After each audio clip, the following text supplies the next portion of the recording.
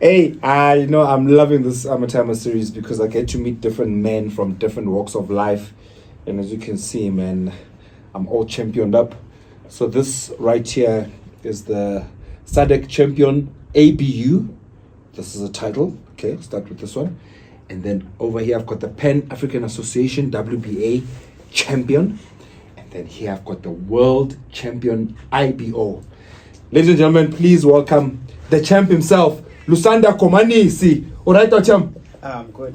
Thank you so champ, much. give it up here, man. So You're a champ, man. Look at these. How many more of these do you have? It looks like you only brought 3. I brought 3 of 6.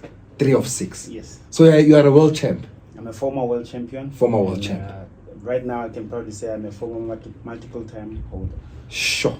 For those who don't know who LUSANDA is, who is LUSANDA KOMANISI? LUSANDA KOMANISI was born and raised in the Eastern Cape in a place called Mdantsane, a township. I moved up to Johannesburg when I was 18 because I wanted to meet great people, Nick Durant, and introduce me to world promoters. And yeah, LUSANDA KOMANISI now is a retired former world champion. Sure. And I'm giving back all that experience to the youth now. I love that. Is LUSANDA a father?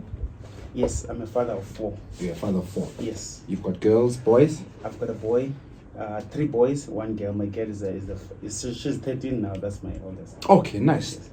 Shout out to you. So you've got 3 girls and 1 boy? I've got 3 boys. Or 3 boys yes. and 1 girl. What type of father are you? I need to know what type of father you are. I'm a type of guy. I still have parents as well. So beautiful. Shout out to your parents. They're still alive. Yeah. So, beautiful. Yeah, I have my mom and dad. So I learn a lot from the people I grew around. Yeah. Cousins, sisters, everyone. So I can say I'm a nice guy. Sure. I'm always around my kids, always making sure we're happy, we're laughing, and they eat. Right. All that. Are you a strict dad?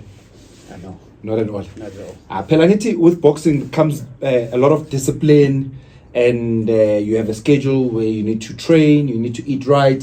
Do you instill that kind of discipline onto your kids? Oh yes.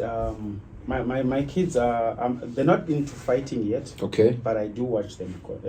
The only time I'll say I'm teaching them how to fight is how to defend themselves at school. Right. Because kids can be cruel to one another. Yeah, they can bully each other at school. Yeah. So how was your upbringing in Tanzania? My grandparents raised me. I grew up around a lot of children in the same house. Township houses. Yes. They can be 15 to 16 people. Yeah. In one 4-room house. It was always good for me. It's a loving family. Sure. Cousins. Your grandparents are here. My upbringing was more like. I'm proud of how everything has been for me. Sure. Yeah. So you were raised by your grandparents. Where were your parents at the time that your grandparents were raising you? They're alive. Okay. They're around. But were they there yes. with you? Because you said specifically that you were raised by your grandparents. Yes. Yeah. Yes, I would say because I was born in 1989. Mm-hmm. Back in that time, it was after apartheid, something like that. Yeah. So my grandparents were like strong and big enough to do what my parents couldn't do at that time. I see.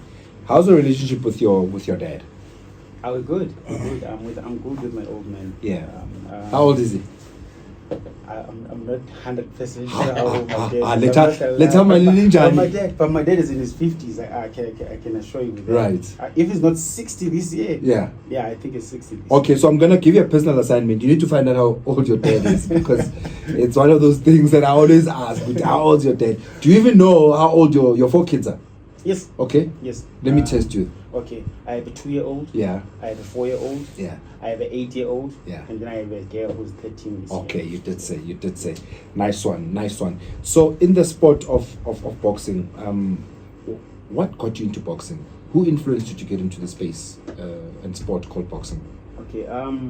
My great grandfather. Mm-hmm. I was bullied a lot growing up at school because I was the smallest in class. I was the shortest in class. So I was bullied a lot. I would come home sometimes. I lost my lunch. Sure. Somebody took it. I lost my pen. My pencils are gone. And my grandfather got fed up with that. Yeah. I think one day I came complaining and just held me by my hand and took me to the closest boxing gym. Sure. When we walked in there, everybody's sweating. You see all these fighters hitting the punching bags. And Right. he just called the coach and said, yeah, here he is. And I thought they already thought. They spoke before I got Right. It was planned, you can tell. Yeah, because he just said, here he is. And then he left. Sure. I was beaten in sparring sessions almost every day. Sure. I think it went on for like 2 weeks. At this boxing academy. No, I was still a kid, so Right. it was only sparrings in the gym with other Okay, kids. right. So I think after that horrible 2 weeks, on the third week at school, No one I bullied was you. the boss. Yeah, Shout out to your grandfather for taking control. So that's how you got into the sport. that's how I got into the sport. I didn't know I was doing so well in boxing as an amateur as a kid. So my coach was interested in me a lot. Sure. You know, you come to the gym. There's 8 of us today, kids. Yeah. We spar. We'll come back the following day. Just you. There's 7 of us. Okay, then you know, you there's just 6 of us. Yeah. They kept going, and then Sure. until I kept coming back. I didn't Sure. know I was doing so well, and then I started traveling with boxing. You know, going different provinces, competitions, coming home with medals, tracksuits, and bags. You know, and then I was like, I can turn pro. Sure. I can go pro. I went pro, and then I started. And you never beating looked these back. guys up. And you started beating all of them up. Shout out. So, what's your take on bullying, considering the fact that bullying is the reason why you got into boxing? It's not a good thing because most kids out there, they get bullied to a point where they don't want to go to school no more. Yeah. Others are depressed. Some commit suicide. Bullying is wrong. You know? It is. In every level, bullying shouldn't Mm. be something that we allow to happen to kids out there. I've seen a lot from bullying, and I've felt it too when I was Sure, young. Yeah. sure. And do you have open conversations with your kids when it comes to bullying? Yes, that's the reason why sometimes when I play with them, I put gloves on them and then I make them do pairs and play with them, make Okay. them laugh and all that, because it's gonna get serious at some point. They're Sure. gonna have to know how to defend themselves at school. I won't be there for them every day or Sure. every year. You know, Yeah. sometimes kids are gonna go field trips with other kids. Yeah. They get bullied. They're gonna go play with other kids. Gonna get bullied. So I'm sure with my kids now, Yeah. if you try to bully one of them, or They let's can say a defend kid, themselves. Yeah, they can. Oh, they can. I'm 100%. They can. Sure. Especially the Are you 120? I can see Yes. that. But what do you say? What do you say to a parent out there who's watching this and they're like, but you guys are promoting violence between kids. You guys can't sit there and laugh and make it seem like, you know, defending your kids and giving them gloves to fight off is actually promoting violence in a certain. How do you respond to someone who says that? That person is actually right. You know, boxing is not right. Yeah. Even for us as professionals, you know, that's why boxing is a short-term career. Yeah. You can't go into boxing looking to make it a career. You Sure. think you're gonna stay there for long. Everybody gets a chance. Your time's gonna run out. There's gonna be somebody else who's gonna be a champion. You know, you gotta do as much as you can while you're still there, and then Right. leave. The longer you stay in the game, the more damages you're gonna walk away with. Sure. And have you walked away with any damages besides the medals and the belts and the gold? And, I mean, yeah, man, look at this gold, man. Yo. And it's heavy. Hey. So if you had to sell it, well, I'll come back to that. What have you walked away with in terms of injuries and from the sport? In terms of injuries, I don't have any. I've never had any injuries in the ring. I've had 39 fights. I lost 8. Sure. And I won each and every one of them with 25 knockouts for some. I think I still hold the highest knockout ratio, even though I'm highest knockout ratio. Yeah, I think I still hold that. Sure. But now you're saying you want to discourage the sport of golf of boxing. You want to discourage the sport, but you've got so many accolades from the sport itself. Why would you want to discourage something that's giving you a livelihood? I'm actually not discouraging it, Yeah. know, but if you're gonna give anyone an advice to go into boxing, give them the right advice and Sure. tell them you're gonna get hit. You Sure. know, it's not like you're gonna go there and just throw punches, punching. Somebody's gonna hit back at you.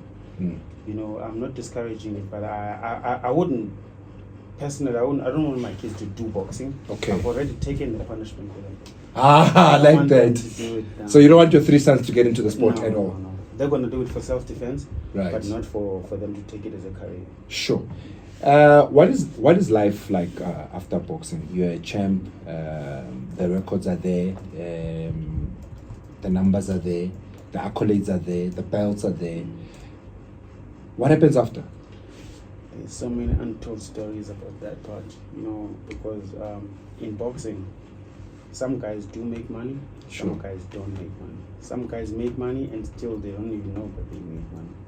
Because they hide it from them. Sometimes they, depending on the team you're working with, if they're looking after you properly, they're gonna make sure you save, you invest, you do this, so that after boxing you have something There's a to life. do. You know.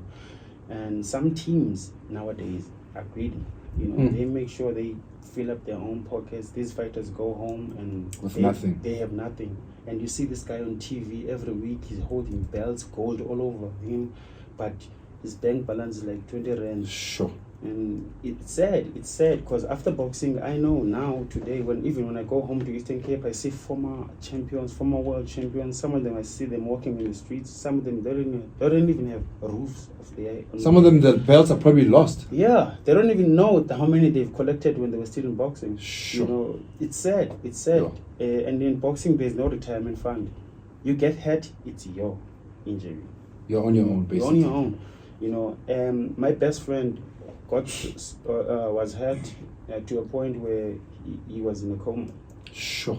That alone told me That you gotta do something. Hey, you got less time, you gotta go. Sure. You can't stick in this game for too long. You know, he's okay. He's right now, he's a businessman, he's backing his game, but he's not fighting. But not everyone can have that story, right? Not everyone makes it out, unfortunately. So what do you say to that young man out there who's got the talent and he wants to get into the sport? What do you say to him? I hope the young fighters that are out there want to make it in boxing one day. They get to meet the right people in the sport. You know, if you meet bad people, you know, a team that doesn't have the same goal as you, you're not going to go far. You know, it depends on the team because you might have all the talent. Sure. And no one's going to know about it if your team is not pushing it to be seen. You know, very true. I hope they meet the right people, and there's very few people that are very good in boxing and making fighters shine nowadays. You know, it's very few. I can count few. Yeah. You know, the best in the country today is like Colin Nathan. Yeah. You know, that guy is managing fighters to a level I've never seen. He's producing world champion after world champion after world champion. It just keeps going. You know. Sure. If they get to meet guys like those, they'll make it. But if they want to go in boxing and just meet any trainer, any manager and just do it, you're not going to have anything. So how do you, as a legend in the sport, make sure that the legacy of the sport continues, that your legacy as a champ continues, that young boy in Mdantsane who looks up to you and wants to be like you and get all these accolades, they can make it? I mean, what's your contribution back to the sport now that you've retired, I'm assuming? Yes. Right now I'm looking at opening a stable where I can be able to train these young amateurs. I'm already training one by the name of Katlego from Katlehong. Shout out Katlego from Katlehong. So the next one is going to be Soweto from Soweto. And Alex from Alex. So I want to be able to help these young fighters because we come from rural areas, from different provinces. The reason why I had to leave Eastern Cape, gyms don't have equipment, and you're training in schools. Every time after school, you have to sit the class, put the chairs in the desk on the sides, train. After that, put everything back in order and then leave.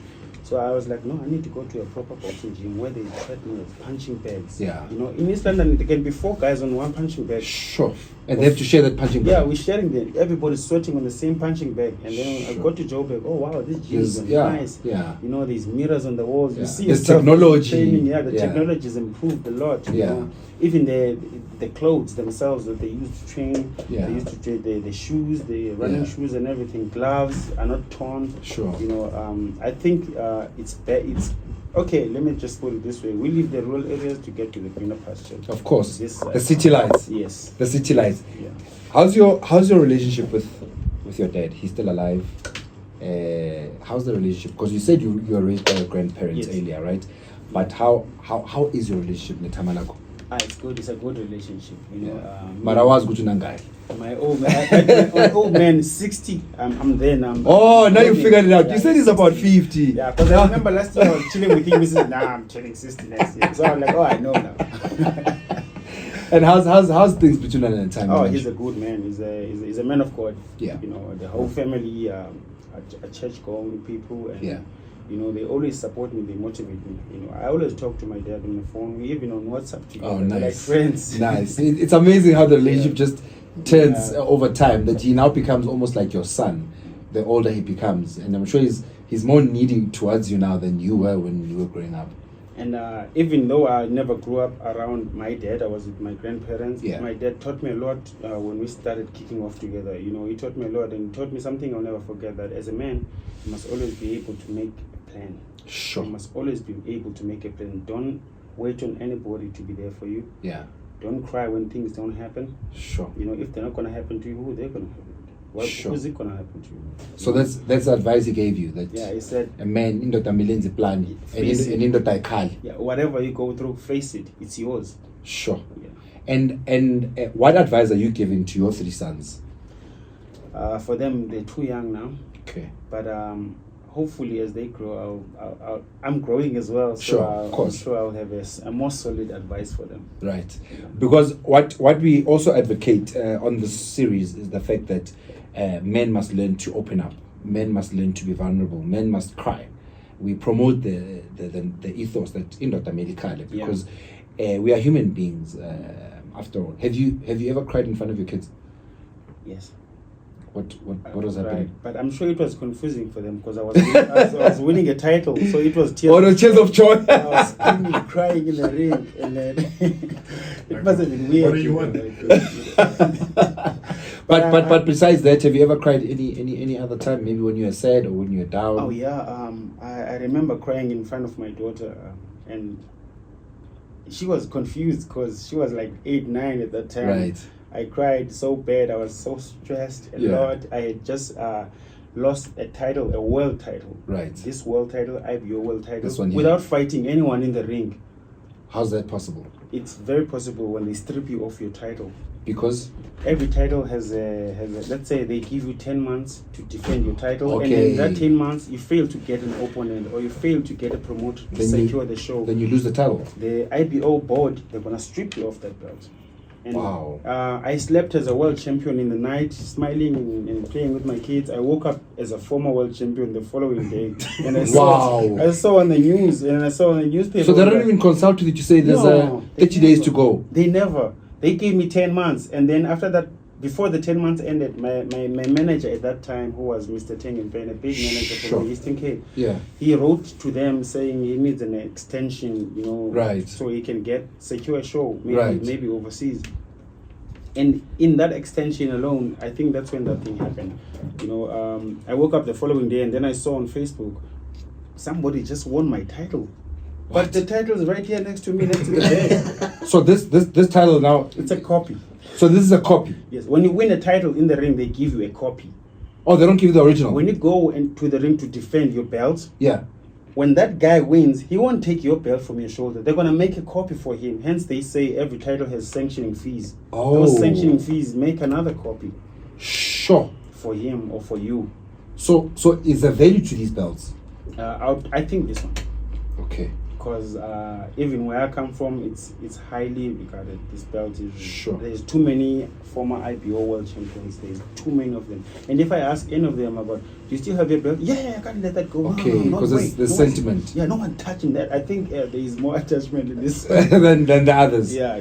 So tell me, they made a ruling. They stripped you of your title. You find all of this out on social media. How did that affect your mental wellness?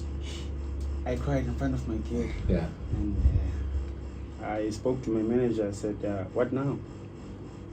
He said, I don't know. Sure. He was also confused as I was, you know. I said, okay, maybe it's time I find another title or move on to the next weight class, you know. Yeah. Because in this weight class, obviously now, they didn't even put me in the ranks. There's a top 100 and then there's a champion. Maybe they removed me and put me in the ranks so that Somewhere I can qualify again. Sure. I look at my name, I'm not even in that top 100. And you were a champion. I don't understand that. I never even lost it to anyone. I defended it twice successfully. Sure.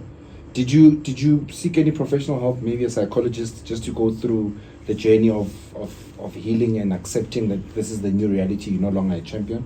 Honestly, because of, like I said, the boxing in South Africa doesn't pay. Yeah. I couldn't take myself to any of those. I couldn't even see a therapist or talk to anyone about it. It just ate me until it stopped. Sure. And these the boxing authorities didn't give you a shout to say, hey, man, we've seen what happened. We're gonna try our best to. I'm sure there's an association, boxing South Africa. Is there such a thing? Boxing South Africa. BSA is there. Yeah. Boxing South So Africa where was BSA when you were stripped of your title? They're always around. They're Okay. always there, but it's not their platform. It's a world title. They are Okay. a national title. So they have no say. They Absolutely have no say in the IBO board. You know, only the officials from the IBO organizations can say, "Hey, man, I can try to get you back in the ranks." If we knew anyone, you know, they. But I wasn't even looking at coming back and making that weight again. Sure. Because I outgrew the division from waiting to get an opponent, and I couldn't get it. Sure. I outgrew the division. I decided to go fight in a different weight class, and I started collecting other belts. Also, you continued with life after this. Yes. You yes. continued boxing. Yes. I Sure, you've continued. got tenacity. I was lying, Shout out to you. Shout out to you. I think I might have run out of time in terms of our show, but they're saying I've got 10 more minutes. Even better, even better. So, what I want to know from you is, what is the one thing when I want to go back to your dad, your relationship with your dad. Okay. What is the one thing that, you know, growing up, yes, you're raised by your grandparents, and now you're having a better relationship with your dad as you get older. What are some of the things, or the one thing that you've never had an opportunity to say to your dad that you'd like to say to him right now that he's going to watch when we upload this episode? Honestly, You didn't see that one coming, eh? Yeah, That's that's good. that caught me off guard. Caught you off guard, eh? Like a jab, eh? Yeah. Uppercut. No, the reason why I ask this question to all my guests is because, you know, it's important for people to know what you feel for them and how you feel for them in their absence, because we think we know that our parents love us. We know they love us through their actions, but we are from that era and that generation where to say I love you to your dad is very foreign. I mean, I always tell the story of how the first time I told my dad I love him was when I was 42, and I'm 45 now. So 3 years ago was the first time I told my dad that I love him, right? And Are you serious? Yeah, because it wasn't natural for us to I've say never that. told my dad I love him. You see, there's a chance for you to say it now, because I just said to you, what is the one thing you want to say to your dad that you've never had an opportunity to? Here's your chance right now, my brother. Look, there were times growing up, you know, you have other kids playing around you. If somebody cries, you know, they're gonna run to their mom or run to their dad. Mom, Right. this, daddy, this. I didn't have a Any dad of to them. run to or Right. a mom to run. But you're to. the grandfather. Yes, I would run to my grandmother or my grandfather. Yeah. And at that time, I didn't feel like I didn't have a mom or dad Yeah. around me. Yeah. You know, I felt like they were there for me because grandmama's here, Yeah. granddad is here. There's nothing that other kids had That you didn't have from your grandmother and Somebody would grandfather. have a bike. You would The other have a kids bike. would go cry to their parents about the bikes. Yeah. I know I'm gonna get a bike month end because when grandfather gets his check from the government, Then you are sorted. yeah, I'm sorted because you know I grew up with a grant. Right. They call it grant. They still call it grant. Right? Is it still called a grant? What is it? Sasa. Yeah, so Yeah, It's yeah. called a grant. No? Yeah. I grew up in with that. And you're a champion still. Yes, and my granddad passed away not so long ago. Okay. You know, and we've had so much fun all these years. He saw me win all these titles. And he was proud. He was proud. Because he's the man who took you to that boxing academy Yeah. when you were being bullied. So he's the reason you got into the sport. Shout out to your grandfather. Yeah. What do you want to say to your grandfather now that he's no longer with us? I will tell him the journey still continues and he's gonna see more of me. Sure, I love that. Yeah, I'm gonna do a lot out there. I'm gonna make other champions too and help other kids. Oh, I've got the spirit, I've got the energy to push all these young kids. Right. For instance, where I come from, boxing was used to keep kids away from of the streets and drugs and alcohol abuse. Even Yeah. where I am right now, I see kids on drugs, kids in the streets, Yeah. kids sleeping under bridges. You know, with boxing, it makes them people. Sure, You know, they get sure. to put a roof on their heads, they Sure. get to put food on the table, Right. buy clothes and stuff like that. It changes lives slowly. Yeah. So I want to make sure I push that narrative as well. That's beautiful. I'm going to give you one last chance to say something to your dad. Yeah. I've given you enough time to Yeah. think about Yeah, what yeah, you yeah. have to say. Okay. Are you ready now? Yeah, I'm ready. Go for it. You know, I'm grateful and thankful for everything he's taught me. You know, the time we've known each other, we've been around each other. You know, I love my dad. You know, we don't laugh much. My dad is not the type of guy who see me laughing. Serious. You know, yeah, he's like looking at his Time is face. serious. Yeah, and then he's telling you something or sending you somewhere. Yeah. Yeah. Ushamkhakha. And I still hope to see him laugh one day. You've never seen your dad laugh. I'm gonna try and make him laugh. Maybe he'll laugh when he watches this. So we'll make sure that when we upload it, he actually gets to laugh. Oh, is that serious? Yeah, my dad is straightforward. You know, doesn't like no nonsense. No nonsense. He's that type of guy. So sure. I'm gonna try crack some jokes around him. Yeah. And see if Let's see those teeth. Shout out to making the time out to the laugh. My brother, thank you so much. I appreciate you coming out here, you know, sharing your story and your journey. And I wish you well in everything that, you know, you get involved in. And as a father, as a man, as a former champ. I don't like this word former. Once a champ, always a champ. Always a champ. Yeah. Once a champ, always a champ. As a champ, and I hope that you nurture other upcoming champions so that we can build a nation of champions.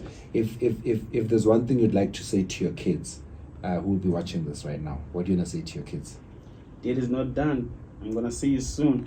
Okay, I'm gonna keep winning, and you know we're winners. You know, I'm a winner. I gave birth to winners. We're always gonna be winners. Wow.